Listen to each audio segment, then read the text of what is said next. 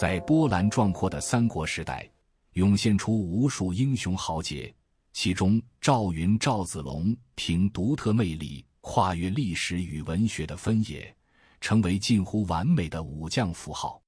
然而，当我们拨开《三国演义》层层艺术渲染的迷雾，回归正史记载，会看见一个更真实、立体，却同样熠熠生辉的赵云。他并非只有长坂坡七进七出的孤胆传奇，更是一位深明大义、忠谨持重、智勇双全的社稷之臣。他的一生与刘备集团的兴衰紧密交织，完整见证了蜀汉政权从艰难创业到鼎足三分，再到最终衰落的曲折历程。赵云的早年生涯，正是记载素来简略，世人仅知他字子龙，籍贯为冀州常山郡真定县，今河北正定。东汉末年，黄权崩颓，天下大乱，冀州地处中原腹地，早早沦为军阀混战的角力场。赵云身长8尺，即约 1.85 米，姿颜雄伟，在普遍营养不良的乱世，这般体格足以令世人瞩目。更难能可贵的是，他不仅武艺出众，更有着远超出身背景的沉稳气度与远见卓识。常山郡民主动推举他为代表，率领一从厉兵投奔当时威震北方的公孙瓒。这份信任绝非偶然，既非依托家族门第，更植根于他的个人魅力与实干能力。要知道，一从厉兵本是两股难以调和的力量，一从是地方豪强的私人部曲，只效忠于各自宗主；厉兵是郡府正式编制的武装，听令于官府体系。在白骨路于野，千里无鸡鸣的乱世，地方豪强与官府常存隔阂，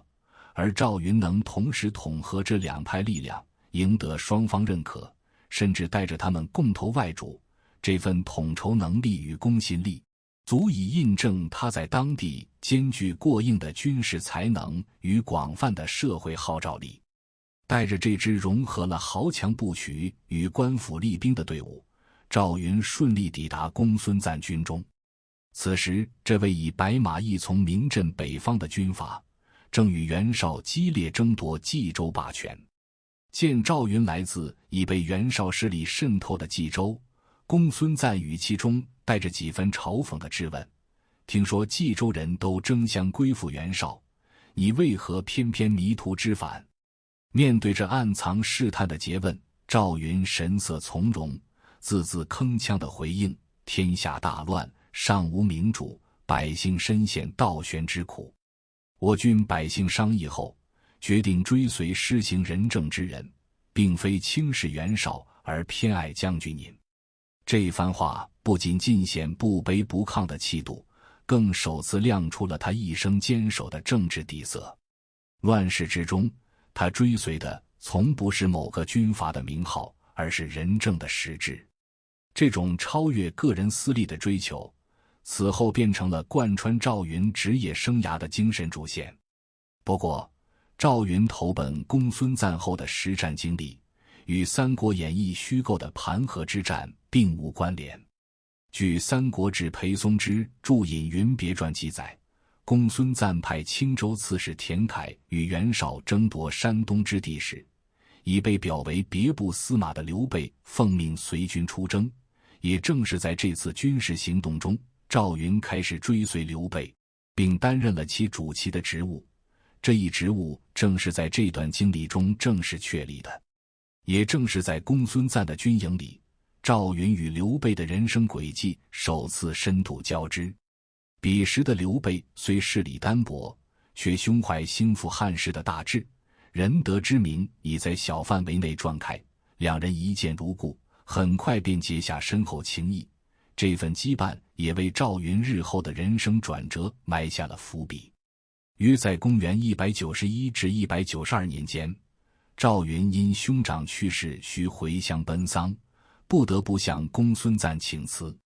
刘备深知公孙瓒胸无远虑，难成大业，更明白赵云此去大概率不会再返，于是紧紧握住他的手，依依不舍。赵云被这份信任深深打动，临别时郑重许下誓言：终不被得也。这句承诺此后成了他一生恪守的道德准则。后来公孙瓒的结局恰恰印证了赵云当初离开的远见。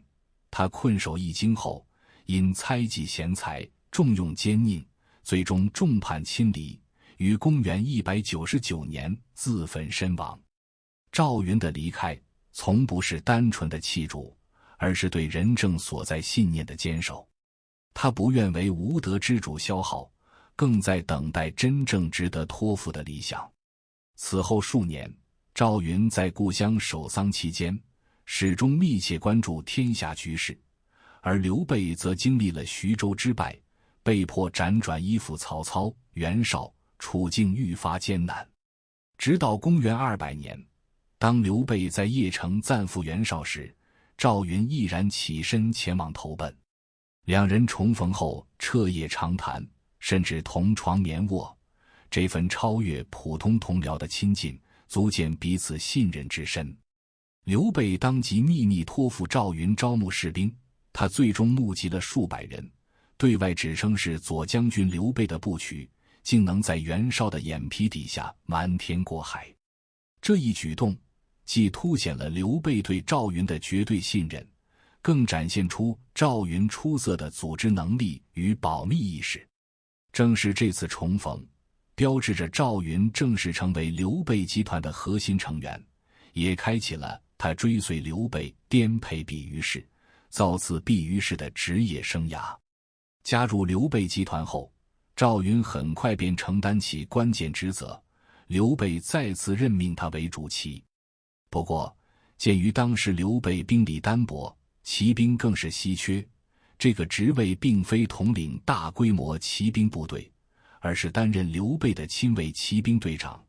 既要掌管最核心的贴身警卫，确保刘备的安全，也要参与军机要务，成为刘备身边重要的参谋助手。也正因如此，赵云成了刘备最信赖的贴身将领之一。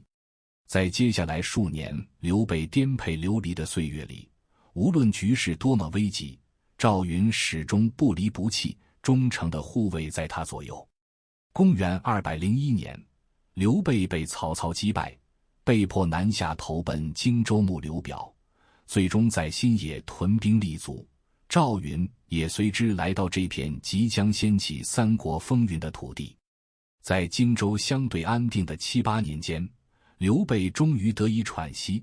他一边积蓄力量，一边广揽人才，诸葛亮、庞统、徐庶等贤才相继来投，蜀汉集团的雏形逐渐形成。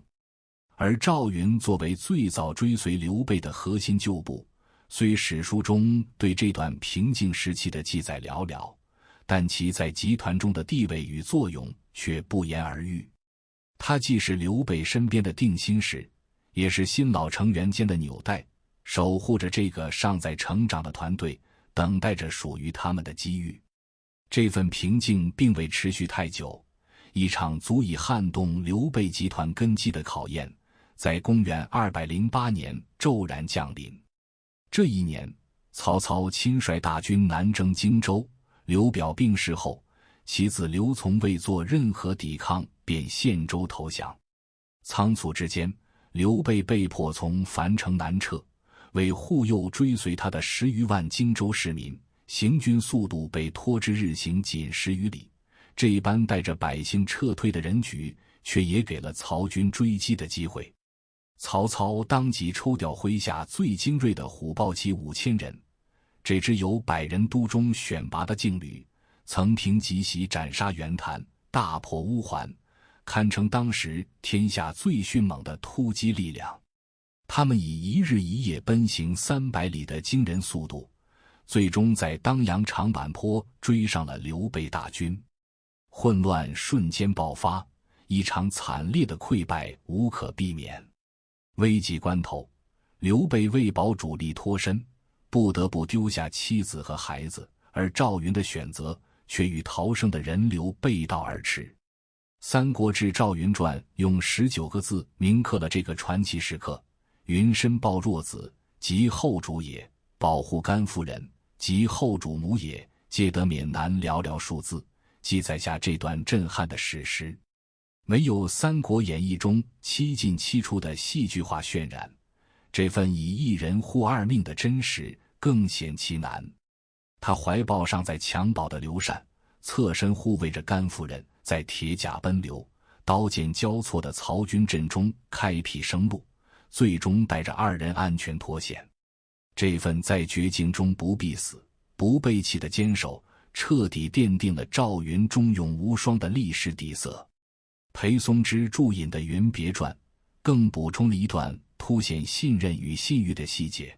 当时有人见赵云反向策马向北，而非随主力南撤，便向刘备急报，认为赵云必是投曹去了。刘备听闻后，毫不犹豫地以手戟掷向告密者，厉声驳斥：“子龙不弃我走也！”这份笃定最终被事实印证。不久后，赵云便抱着刘禅，护着甘夫人出现在刘备面前。这一幕不仅是君臣间的绝对信任，更藏着赵云平日言出必行、行则尽中积累下的深厚信誉，方能让刘备在流言中始终坚信其本心。长坂坡的护主壮举成了赵云职业生涯的关键转折点。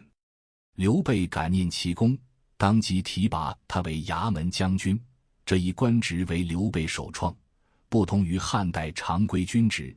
既要随刘备参与军机谋划，为决策出谋献策，又要统领亲军护卫其左右，保障核心安全，是兼具谋卫双重职责的要职。若非刘备最信任的亲信，绝无可能担任。赵云能获此职，足见他已从贴身将领跃升为刘备集团的核心辅臣。这份核心亲信的定位，在后续的局势变动中愈发清晰。当赤壁之战以孙刘联军大胜告终，刘备终于迎来扩张基业的契机，迅速挥师平定荆州南部4郡。此时的赵云早已不是单纯的护卫型将领，而是能独当一面的得力干将。凭借此前累积的功勋与刘备的深度信任，他被任命为偏将军，更兼任贵阳太守，接替原太守赵范，正式开启了镇守一方的任职生涯。赴任贵阳后，一件事更凸显了赵云的道德操守与政治远见。赵范深知自己是破降之臣，根基不稳，便想以联姻拉拢赵云。他有一位寡嫂樊氏，因美色闻名当地，赵范主动提出将其许配给赵云，试图借姻亲将赵云与自己绑定，稳固自身地位。面对这样一场看似双赢的联姻，但是赵云不同意，推辞说：“我们是同姓，你的嫂子就像是我的嫂子一样。”身边人劝他不必固执，他却正色道：“赵范今日可因时想我，明日亦可能因利叛我，其心难测。天下女子何其多，何必冒此风险？”后来赵范果然弃官逃走，而赵云因早已拒绝联姻，未受任何牵连。在那个婚姻及政治的乱世，赵云能拒绝美色诱惑，不做投机之选，这份清醒与自律远超寻常武将。除了政治远见，赵云在贵阳任上还展现出精准的识人能力与严格的原则性。早在刘备屯守新野时的博望坡之战中，赵云曾俘获同乡夏侯兰，二人年少时便相识，按常理可凭旧情私放，赵云却并未如此。他先向刘备求情，以夏侯兰并无大恶，且又专长为有免其死罪，又深知夏侯兰明于典律，善断是非，便举荐他担任军中司法官军政，让其专业能力得以施展。更难得的是，自夏侯兰任职后，赵云刻意与他保持距离，从不在私下因同乡旧事往来，彻底规避结党之嫌。这种举贤不避亲，用贤不逊思的处事风格，既见其惜才之心，更显其守原则、知进退的成熟。赵云在贵阳任上不贪尽力，不徇私情的稳健施政，让刘备彻底看清他既能领兵作战，又善治理地方，更可托付机密的全能特质。这份信任在公元211年刘备应刘璋之邀入川时，转化为一项至关重要的任命。刘备临行前对荆州防务做了精密部署，诸葛亮、关羽、张飞分掌军政要务，而赵云则被破格任命为留营司马，并特别赋予掌内事的权限。这一职位看似是打理后方杂务，实则是刘备为破解荆州潜在危机埋下的关键棋子。当时刘备已迎娶孙权之妹孙夫人，这位吴侯之妹自带江东厉兵，因出身尊贵而骄豪难治，其部署更是在荆州境内横行不法，成为威胁后方稳定的定时炸弹。刘备深知，若派刚猛的张飞或孤傲的关羽约束孙夫人，极易引发吴蜀矛盾，而赵云既有长坂坡户主的绝对忠诚，又有贵阳举联姻的清醒自律，更兼严肃持重的处事风格，恰是能柔化矛盾、掌控内局的最佳人选。果不其然，公元212年，孙权得知刘备身陷益州战事，暗中派遣船队抵达荆州，欲接孙夫人返回江东。孙夫人竟借机将年仅数岁的刘禅抱上船只，企图以蜀汉四军为质，牵制刘备在益州的行动。危急时刻，赵云第一时间察觉异动，来不及请示远在益州的刘备，当即联合张飞率部沿江急追，最终在江上截住吴船。面对孙夫人的斥责与江东兵卒的阻拦，赵云毫不退让，直言后主乃汉室四脉，非夫人私务，岂能擅携东去，最终强行夺回刘禅，粉碎了东吴的人质图谋。这场截江夺主绝非一次简单的救人行动，他不仅保住了蜀汉的继承人，更避免了刘备因失子陷入政治被动，其对蜀汉政权的存续意义丝毫不逊于一场正面大胜。而赵云在事件中展现的临机决断不迟疑、坚守原则不妥协作风，更印证了刘备知人善任的眼光。在荆州的数年间，赵云完成了从纯粹武将到军政复合型人才的彻底蜕变。他不再是仅靠勇武立足的将领，而是能在战场、官场、内廷三个维度都独当一面的核心力量。这份成长也让他在公元213年刘备与刘璋决裂，召诸葛亮入川支援时，顺理成章地成为诸葛亮麾下的核心副将，与张飞一同踏上溯江往西的征程，迎接属于他的益州之战新挑战。彼时的益州战场，刘备虽已率军入川，却因刘璋的顽强抵抗陷入苦战，急需援军打开局面。诸葛亮制定了三路并进、会师成都的战略，张飞率军沿嘉陵江北上，主攻巴西郡，以牵制刘璋主力。诸葛亮亲领中路大军，取到巴东，直插益州腹地，而赵云则奉命从外水上江阳。这条路线需沿岷江穿越前围郡，沿途不仅有刘璋部将的严防死守，更盘踞着大量拥兵自重的益州豪强。这些地方势力或依附刘璋，或观望自保，稍有不慎便会陷入腹背受敌的困境。诸葛亮将这一路最难啃的骨头交给赵云，正是看重他既能破敌又善抚民的双重能力。赵云没有辜负这份重托，他率军西进时，始终秉持军事打击与安抚怀柔并行的策略，遇顽抗者果断出击，迅速攻克江阳（今四川泸州），见归降者则耐心安抚。沿途所过郡县，赵云严令士兵不得擅取百姓遗物，甚至主动为流离失所的百姓分发粮草，这种秋毫无犯的作风与刘璋军队的横征暴敛形成鲜明对比。沿途百姓纷纷持牛酒迎劳，赵云进展之顺利远超预期。公元214年夏，赵云率军抵达成都外围，与刘备、诸葛亮大军顺利会师，三面合围之下，刘璋见大势已去，最终开城投降。刘备终于夺得梦寐以求的益州。论功行赏时，他为赵云特设义军将军一职。在汉代军制中，杂号将军的名号往往暗含职责指向，亦自取辅佐、护持之意，既肯定赵云入川作战的战功，更暗喻他护持蜀汉核心的特殊角色。这一任命让赵云与关羽、张飞等方面军主将形成差异化定位，关张是拓土守将的爪牙，而赵云则是护持中枢的屏障，其核心辅臣的地位愈发清晰。然而，益州初定的喜悦尚未消散，刘备集团内部便因战利品分配爆发争议。多数将领认为，应遵循乱世惯例，将成都城内的屋舍、城外的原地桑田分封给立功将士，以犒赏军心。就在众人纷纷附和时，赵云却站出来力排众议。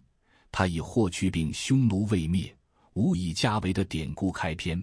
直言如今国贼不止曹操一人，天下尚未平定，岂能先图个人安逸？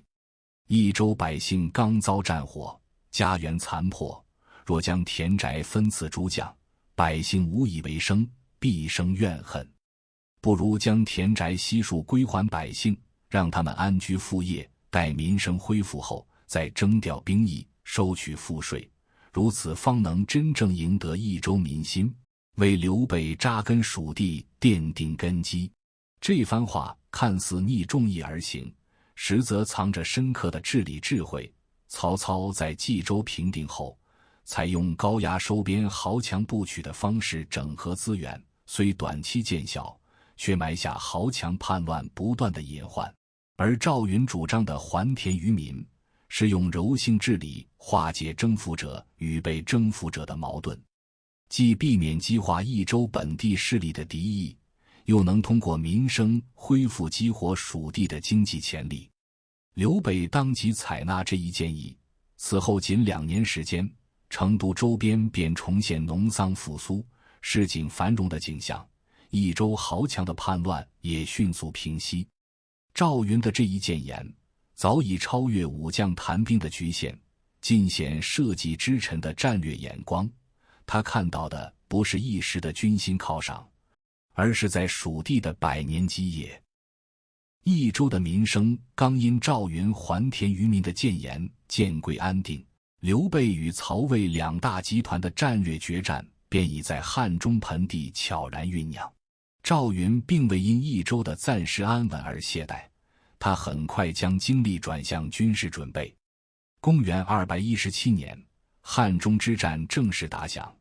这场持续2年的拉锯战，最终成为赵云军事生涯的巅峰舞台。此时，刘备集团与曹操集团围绕汉中的争夺已进入白热化。汉中作为蜀地门户，若落入曹魏之手，蜀汉腹地将无险可守。对曹操而言，拿下汉中则能打通南下蜀地的通道。公元219年，黄忠在定军山一战成名，斩杀曹魏西线主帅夏侯渊，蜀汉暂时占据优势。但曹操很快亲率大军驰援，不仅带来数万精锐，更将海量粮草囤积在北山之下，意图以持久战拖垮蜀军。面对曹军的物资优势，黄忠主动请缨结粮。这位因定军山之功刚升任征西将军的老将，基于再立战功，而赵云深知粮道对曹军的重要性，主动提出率军为黄忠接应，形成结粮和策应的配合方案。约定的时间已过，黄忠的结粮部队却迟迟未归。赵云敏锐察觉到异常，曹军粮草重地必有重兵把守，黄忠大概率遭遇埋伏。他没有犹豫，当即点选数十名精锐骑兵，这些人皆是随他征战多年的亲卫，个个能以一当十，亲自率军出营，沿黄忠出征路线前去接应。行至中途，果然与曹操派出的援军正面相遇。曹军兵力远超赵云所部，旌旗绵延数里，骑兵、步兵层层列阵，显然是针对劫粮部队的围堵力量。这场力量悬殊的遭遇战，彻底展现了赵云的军事素养。他没有选择撤退，若此时转身，不仅就不出黄忠，自己这支小部队也可能被曹军追击歼灭，反而下令前突其阵，率数十骑直冲曹军阵型。赵云一马当先，长枪舞动间接连挑落数名曹军将领，身后亲卫紧随其后，在曹军阵中撕开一道缺口。但曹军毕竟人多势众，很快重新合拢包围。赵云见状，又率军且斗且却，一边依托骑兵机动性与曹军周旋，一边寻找黄忠部队的踪迹。混战中，他看到部将张柱身负重伤，被几名曹军士兵围困，当即策马回身，不顾自身安危，冲入包围圈，亲手斩杀围困张柱的敌兵，将其护在身后，最终带着张柱与残余亲卫突围而出，撤回自家营寨。然而危机并未解除，曹军主力紧随其后，已兵临营寨之下。当时驻守营寨的沔阳长张翼见状，急于关闭营门，布置防御。赵云却摆手阻止，如果此时闭门死守，曹军必知我营内兵少，定会全力猛攻，不如反其道而行之。他随即下令，营门大开，营内旗帜全部放倒，士兵们收起锣鼓，整个营寨瞬间陷入死寂，只留下机队弓弩手埋伏在营墙两侧。这一空营计彻底打乱了曹军的判断，见营门大开却毫无动静，反而怀疑营内藏有伏兵，担心贸然进攻会中圈套，犹豫再三后下令撤军。就在曹军转身撤退的瞬间，赵云突然下令擂鼓放箭。营内早已准备好的锣鼓手猛敲战鼓，震天的鼓声在山谷间回荡，伏在营墙后的弓弩手同时放箭，箭矢如暴雨般射向曹军。曹军本就心怀疑虑，听闻鼓声更是惊慌失措，以为真的中了埋伏，顿时阵脚大乱，士兵们相互推搡踩踏，不少人失足坠入营寨旁的汗水中，溺死者不计其数。赵云以虚虚实实的心理战术，将一场寡不敌众的危机转化为以少胜多的经典战例。次日清晨，刘备亲自前往赵云营中视察战场，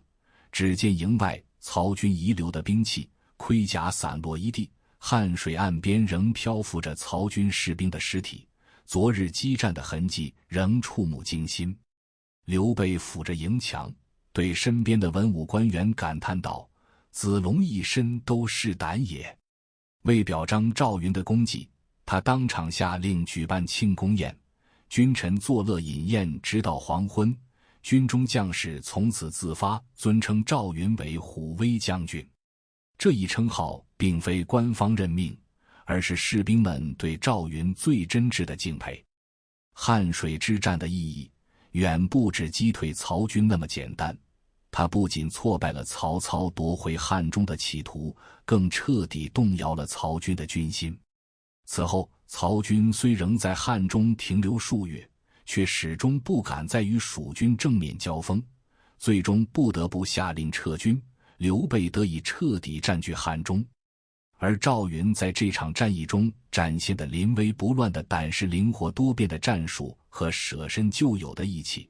也让他超越了勇将的范畴，成为蜀汉军中智勇兼备的精神象征。汉中之战的胜利让蜀汉一度迎来跨有荆益的鼎盛局面，赵云虎威将军的名号也传遍三军。然而盛极之下隐患已现，荆州作为蜀汉东出的战略支点，始终缺乏足够的兵力与战略配合。这份潜藏的危机在公元219年末以惨烈的方式爆发，彻底扭转了赵云与蜀汉的命运轨迹。当时关羽为响应汉中之战的胜利，率荆州主力北伐襄樊，凭借水淹七军的战绩威震华夏，一度逼得曹操险些迁都。但蜀汉集团未能及时抽调兵力支援荆州，也未警惕东吴的动向。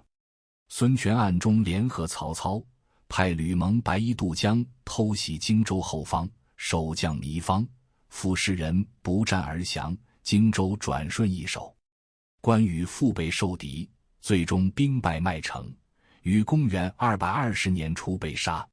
荆州的丢失不仅让蜀汉失去了东进中原的门户，更折损了关羽这员核心大将。隆中对的战略蓝图彻底破碎，三国格局自此倾斜。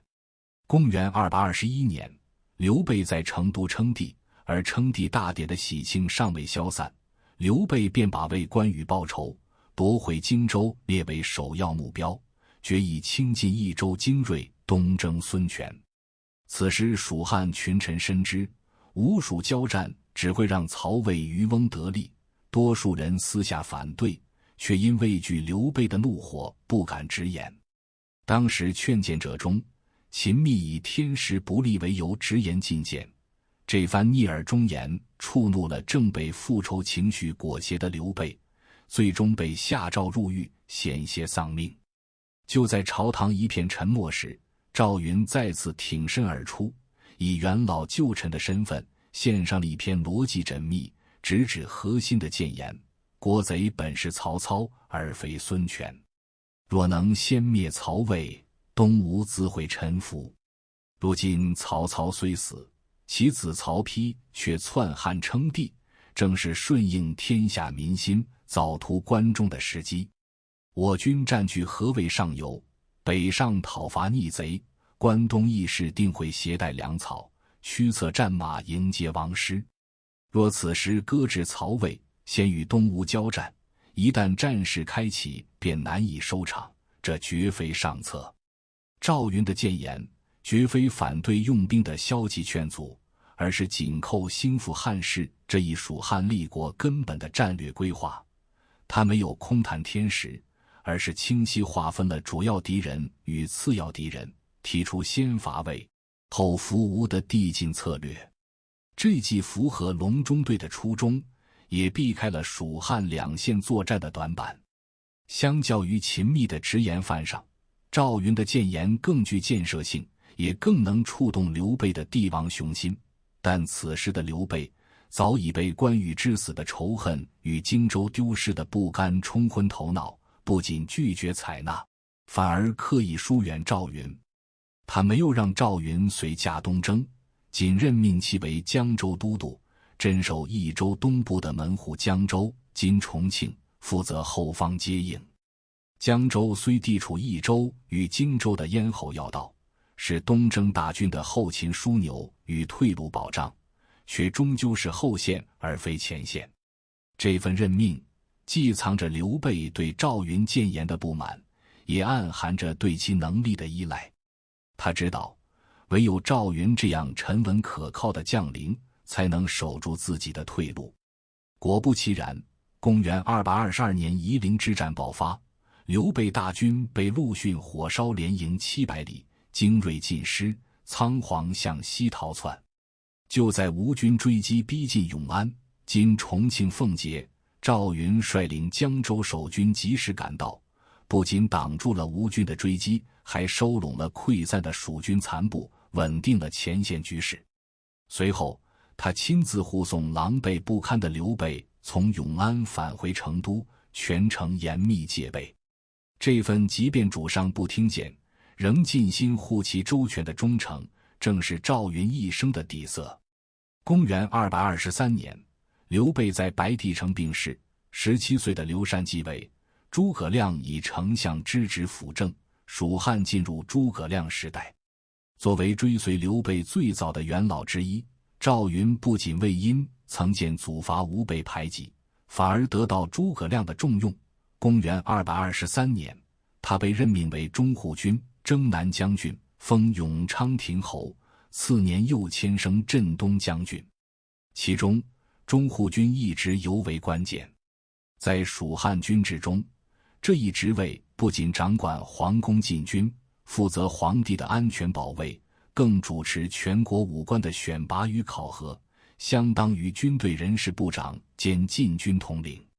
此前，蜀汉的中护军多由皇帝亲信或核心辅臣担任，诸葛亮将这一要职交给赵云，既是看重他忠谨持重的品性能确保禁军不会成为宫廷动乱的隐患，也是倚仗他的元老威望，希望通过他选拔武官，能平衡益州本地势力与荆州旧部的关系，为北伐储备可靠的军事人才。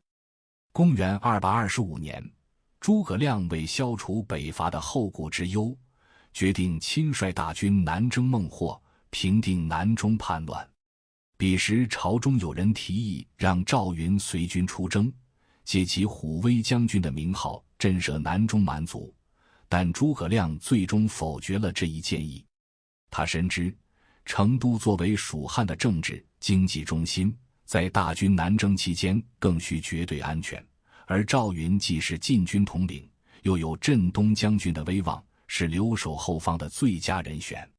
赵云也不负所托，在诸葛亮南征的近1年时间里，不仅严密守卫成都攻城，还妥善协调后方粮草运输，安抚益州本地豪强，确保南征大军无后顾之忧，为诸葛亮七擒孟获、平定南中奠定了坚实的后方基础。诸葛亮平定南中后，蜀汉后方得以稳固，兴复汉室的北伐大业终于提上日程。公元228年，诸葛亮发动第一次北伐，这是他筹划多年的战略行动。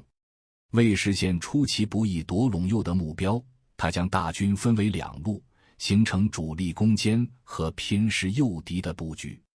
而赵云，这位年过60旬的蜀汉元老，被委以关键的疑兵重任，与邓芝一同率领偏师进驻击鼓，今陕西包城西北，对外扬言要从斜谷道进攻梅城，今陕西梅县。这一部署的战略价值至关重要。梅城是曹魏西线的军事重镇，紧邻长安，若蜀军真从斜谷道进军，将直接威胁关中核心。诸葛亮正是要借赵云的威名与疑兵动向，吸引曹魏西线主帅曹真的主力。曹真果然中计，亲率数万精锐驻守梅城，全力防备赵云部，使得诸葛亮亲率的主力得以顺利出祁山，迅速拿下南安、天水、安定3郡，关中震动，北伐开局一度一片大好。然而战局的转折却始于街亭的失守。马谡违背诸葛亮当道扎营的指令，擅自将部队驻扎在山上，被曹魏名将张合击溃，导致蜀军粮道断绝，主力进退失据。诸葛亮被迫下令撤军，而赵云、邓芝的偏师也随之陷入危机。曹真得知诸葛亮主力撤退后，立即调转兵力，以绝对优势猛攻击鼓。彼时赵云部本就是偏师，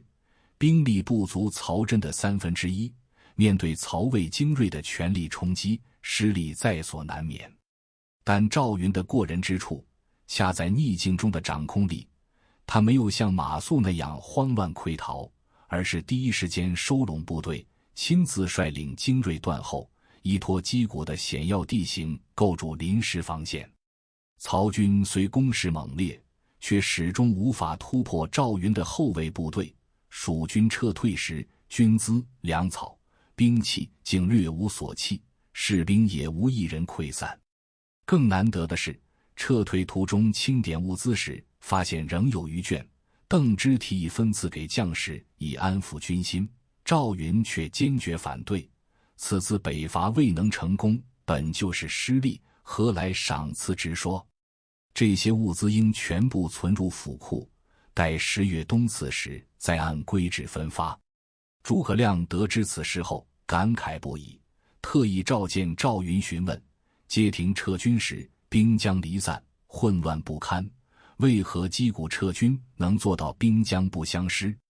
赵云平静回答：不过是守住军纪2字，撤退时先整队，再断后，物资有专人看管，自然不会混乱。这份失利不失序的沉稳，与马谡胜则骄，败则溃的对比极为鲜明，而拒绝无功之赏的坚守，更与他早年拒取凡事和建祖分田的操守一脉相承。对赵云而言，原则从不会因顺境或逆境而改变。战后，诸葛亮秉持赏罚分明的治军理念，上表后主刘禅自贬3等，赵云也因击鼓失利被降为镇军将军。但这并非对他个人的惩罚，而是蜀汉军纪严明的体现。赵云对此没有怨言，坦然接受任命，依旧尽心处理军中事务。他明白，北伐大业为重，个人职位的升降远不及军队纪律的维护重要。这种不以升降动其心的大局观，在三国将领中尤为罕见。这次北伐也成了赵云军事生涯的最后亮相。公元229年，这位为蜀汉征战30余年的老将走完了一生。此时赵云已年过60，从早年率常山义从投奔公孙瓒，到追随刘备颠沛流离，定荆州，取益州，占汉中，再到辅佐诸葛亮稳定后方，参与北伐，他的一生几乎与蜀汉创业的历程完全重叠。史书中虽未明载其死因，但结合他晚年仍随军出征，长期操劳军务的史实推测，他大概率是积劳成疾。常年的鞍马劳顿，战场奔波，早已耗尽了这位老将的心力。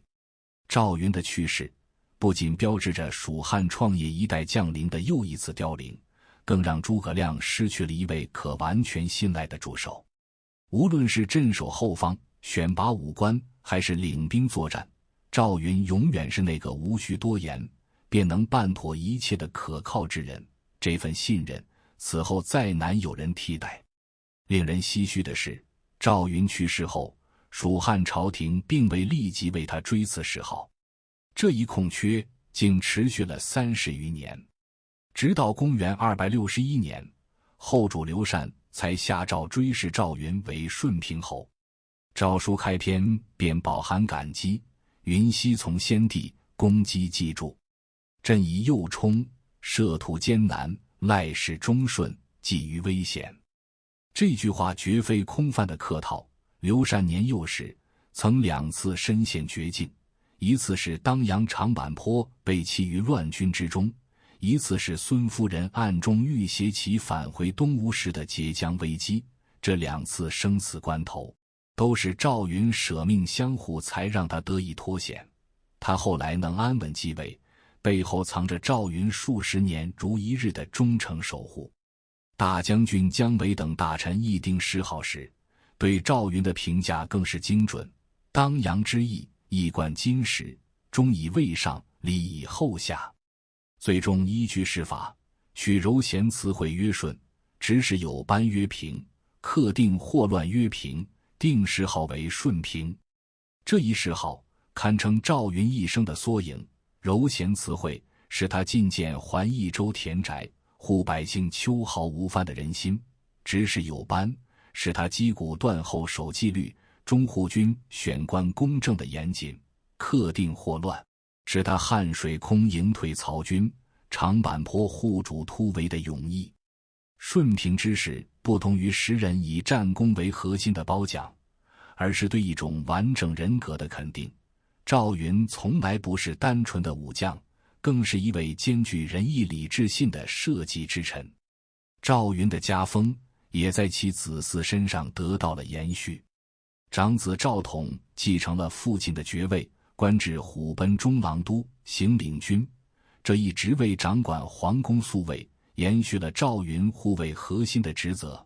他始终以父亲为榜样，严谨治军，恪尽职守。次子赵广则投身前线，担任衙门将，随姜维驻守榻中。公元263年，曹魏伐蜀，榻中成为前线。赵广在掩护姜维撤退的战斗中临阵战死，用生命践行了忠以为上的家族信念。赵氏兄弟的结局，一个守内，一个死外，恰如赵云一生疾护中枢，又赴疆场的写照，也印证了蜀汉将领鞠躬尽瘁，死而后已的群体精神。赵云的历史形象演进，从来不是简单的符号叠加，而是不同时代对乱世完人理想的持续投射。从陈寿笔下贯腾之徒的战将定位，到后世眼中儒将名臣的综合形象，其内核始终围绕着如何在逐鹿天下中保持人性光辉这一永恒命题展开。《三国志》将其与关张马黄同列，看似仅以强制壮猛概括其军事价值，实则暗藏深意。灌婴定关中，平英布，夏侯婴护刘邦，救孝惠，皆以忠勤慎密著称。陈寿以二者为喻，早已暗示赵云绝非仅靠勇武立足，更兼具托孤护主的信任与执事有班的稳重。这恰是蜀汉创业集团中稀缺的内镇之臣特质。裴松之著《隐云别传》的价值，亦不止于补充事迹，更在于揭示了赵云武将外壳下的儒家内核。具取凡事并非单纯不贪美色，而是在赵范破降未定时，以同性尤兄的伦理底线规避政治投机，避免重蹈吕布反复无常的覆辙。劝谏分田亦非故作清高，而是在群雄皆以掠夺分赏维系军心的时代，率先提出民本优先的治理逻辑。当曹操在冀州收编豪强部曲，孙权在江东征讨山越为兵时，赵云主张归还益州田宅以安民生，本质是将兴复汉室的政治理想落实为让百姓安居的具体实践。这种理想与务实的平衡，恰是其超越同时代武将的关键。即便有学者质疑云别传子孙溢美，但细考其记载，皆将夺主与《三国志》先主传记相互印证，汉水空营记与通鉴时序吻合，足见其核心事迹绝非虚构，而是对赵云智勇人三重特质的精准挖掘。从魏晋到唐代的评价聚焦，实则是乱世对实用型勇将的需求筛选。就唐书强调赵云虽然勇猛，但还是要依靠诸葛亮的指挥，并非否定其谋略，而是凸显其识大体、听调度的团队意识。在门阀割据、将骄兵多的时代，这种勇而不骄的特质，比单纯的匹夫之勇更具价值。大唐平白济过悲鸣，盛赞其一身之胆，勇冠三军，则是将赵云汉水退敌的战术智慧转化为唐军跨海征夷的精神符号。此时的赵云是可控的勇猛与可靠的忠诚的结合体，恰好契合大一统王朝对军事人才的基本诉求。南宋以来的评价转向，则是民族危机下精神偶像的重构。萧常说赵云的劝谏有诸葛亮都没考虑到的地方，这表面上是肯定赵云的政治远见，实际上是借着赵云先讨伐曹魏，再对付东吴的战略主张，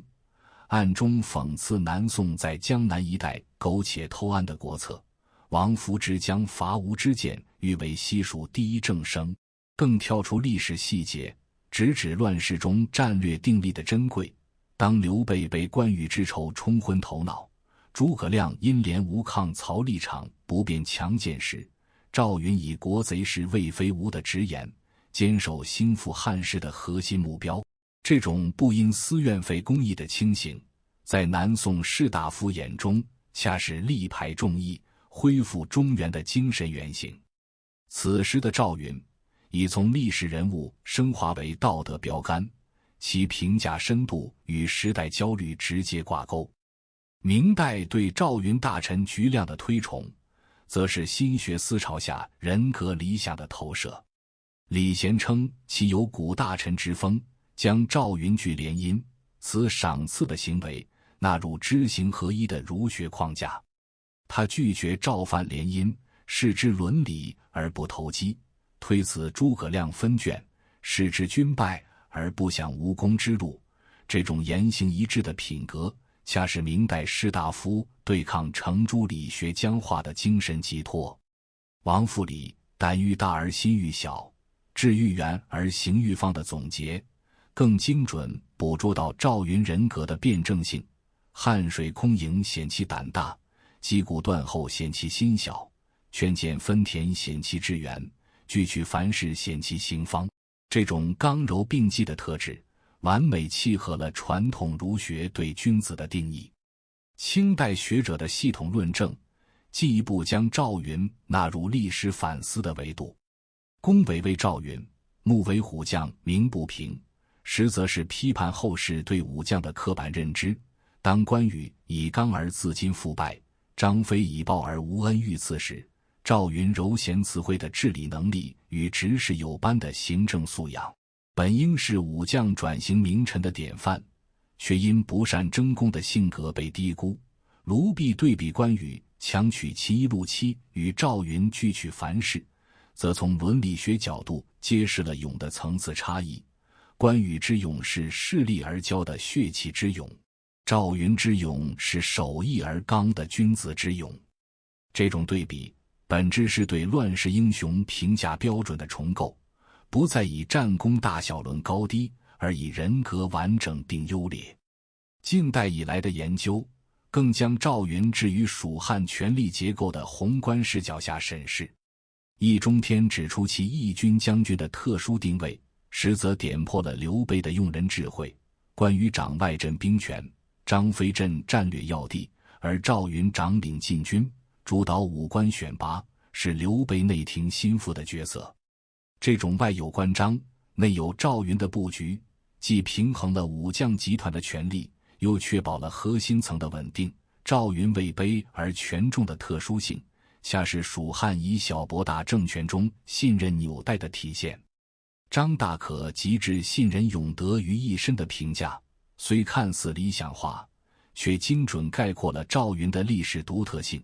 在仁义与功业难以两全的乱世，他既未向曹操挟天子以令诸侯背弃理想，也未向刘表坐谈西伯空谈仁义，而是以护主安民的实际行动践行了儒将的终极理想。历代帝王对赵云的官方塑造亦暗藏政治逻辑。宋徽宗追封顺平侯，强调克定祸乱，是借其汉水退曹的战功，激励北宋将士对抗金兵。明太祖命人绘制赵云救主图，则是借其不被先主的忠诚，警示功臣集团勿生异心。这种符号化虽简化了赵云的复杂性，却也客观上让其精神融入民族文化基因。河北正定的汉顺平侯赵云故里碑，不仅证实了其籍贯，更成为地方忠义文化的载体。成都武侯祠赵云塑像手持书卷的造型，虽非正史记载，却恰是后世对其儒将特质的集体认同。他不仅是冲锋陷阵的猛将，更是心怀仁政的士人。当我们剥离《三国演义》的艺术渲染，回归正史中的赵云，会发现其真正的价值不在于百战百胜的神话，而在于直面失败仍守初心的坚韧。击鼓失利后，他不推诿责任，反而断后保军资。刘备伐吴不听谏，他不消极避世，仍督江州接应。晚年虽官至低，却始终以兴复汉室为己任，随诸葛亮北伐，直至生命终结。这种不以成败论英雄的坚守，恰是乱世中最珍贵的品质。他或许不是最耀眼的将星，却是最完整的人，有怀抱幼主闯重围的勇，有劝阻分田安民生的人，有汉水空盈退强敌的志，更有拒绝联姻守底线的联。赵云去世近1800年后，成都武侯祠的赵云塑像前仍有无数人驻足瞻仰。人们纪念的从来不是那个常胜将军的传说，而是那个在白骨露于野的乱世中始终坚守仁政理想的士人，是那个在功名利禄的诱惑下始终保持廉洁自律的武将，是那个在主上犯错时始终敢于直言进谏的忠臣。他用一生回答了一个难题，即便身处乱世，人依然可以既勇冠三军，又心怀慈悲，既忠于所事，又不昧良知。这种精神穿越千年而不朽。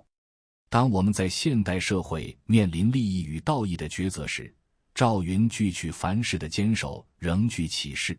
当我们在团队中遭遇失败与责任的考验时，赵云击鼓断后的担当仍可参照；当我们在理想与现实间挣扎时，赵云从仁政所在的初心仍能激励。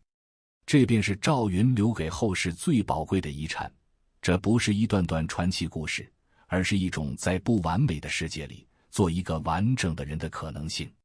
他的形象早已超越历史，成为民族精神图谱中忠勇仁智廉的永恒象征。